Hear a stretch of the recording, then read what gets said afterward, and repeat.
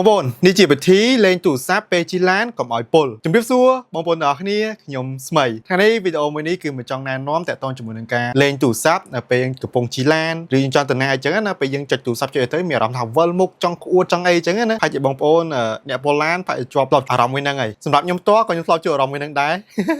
ឥឡូវក៏នៅអញ្ចឹងដែរបាទជិះឡានច្រឡំជិះឡានអញ្ចឹងណាយើងចុចលេងទូរស័ព្ទមើលចម្រៀងឬក៏លេងហ្គេមអីលេងបានតែ1ផ្លែទេ5នាទីអី10នាទីអីកាលពីហ្នឹងមកចាប់ដើមមានអារម្មណ៍វិលមុខចង់ក្អួតអីបន្តិចចង់អោយអីបន្តិចអីចឹងណាឥឡូវនេះគឺខ្ញុំមកសាកប្រើមុខងារមួយនៅលើទូរស័ព្ទ iPhone គឺខ្ញុំប្រើទៅមានអារម្មណ៍ថាបានផលវាអត់សូវវិលមុខទេហើយក៏លេងទូរស័ព្ទបានយូរជាងមុនដែរនេះសម្រាប់បទពិសោធន៍របស់ខ្ញុំអញ្ចឹងបងប្អូនកុំអាជឿខ្ញុំយកទៅសាកសិនថាបានផលឬអត់បើបានផលកុំភ្លេចចែកម្លែកនៅខាងក្រោម comment ខ្ញុំបានដឹងផងអញ្ចឹងសម្រាប់បងប្អូនដែលប្រើទៅលើទូរស័ព្ទ iPhone បងប្អូនគ្រាន់តែចុចអូសមកអញ្ចឹងមកហើយបងប្អូនចុចកន្លែងតលាយក៏បានដែរកន្លែងណាក៏បានដែរចុចឲ្យជាប់ណា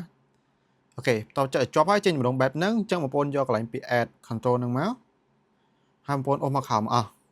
នេះជា option ដែលប្រើនៅពេលជិះឡានអញ្ចឹងចុច add ហើយអញ្ចឹងយើងគ្រាន់ចុចបិទមកអញ្ចឹងវិញមកបន្តមកទៀតបងប្អូនគ្រាន់ចុចទៅលើហ្នឹងមួយមកហើយបងប្អូនយកពី on អូខេអញ្ចឹងបន្ទាប់ពី on ហើយបងប្អូននឹងឃើញមានសញ្ញាអុចនឹងអត់អញ្ចឹងនៅពេលជិះឡានអង្គើទៅគឺវាអង្គើទៅតាមនឹងដែរ